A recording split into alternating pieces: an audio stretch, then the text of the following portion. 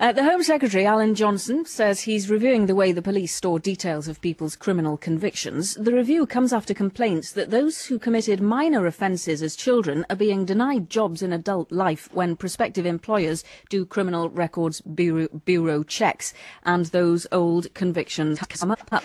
Well, joining now, Elliot Griffiths, Chairman of Swansea Magistrates, who's here in the studio with me today. Elliot, it's very nice to talk to you face to face for a change. We're normally separated by distance, aren't we? So thank you very much for coming in. That's right, but we're not today, Not today, indeed. And Chris Stacey from Unlock is representing Unlock, a charity which supports ex-offenders. And where are you, Chris? I'm in Kent, Felicity. Right, okie dokie. Well, Chris, I'll start with you then, because presumably this is a subject which a lot of the people that you represent are concerned with.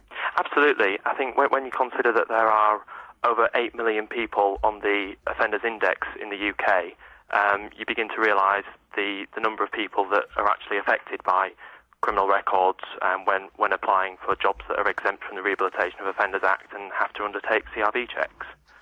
Elliot, I suppose the fundamental question here is whether people are to be given a second chance, in a sense, and have past misdemeanours which are fairly minor wiped clean.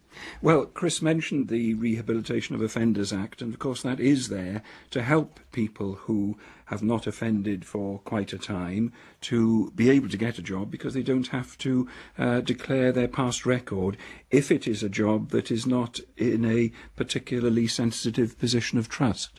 So I would have thought that we already have a situation where the whole of your record does not have to be declared when you're going for a job if it is appropriate.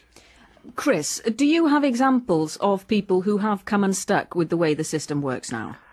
We certainly do. I can completely understand the understanding that Elliot has of the Rehabilitation of Offenders Act, but from the people that we work with, we have an online discussion forum on our website where we have Unlock members who are routinely discriminated against on the basis of CRB checks. You have the Rehabilitation of Offenders Act, which is completely redundant now.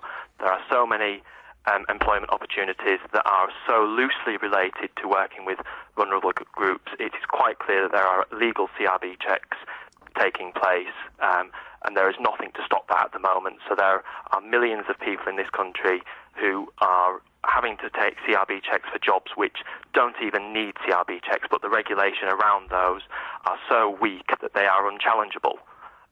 So we have people on a daily basis that come to us who have had their jobs for years, and their employers are now introducing CRB checks, and on the basis of a very minor conviction from 30 years ago, you have these people losing their jobs because there is a fear in society of employing people with previous convictions, minor convictions, and even unproven allegations.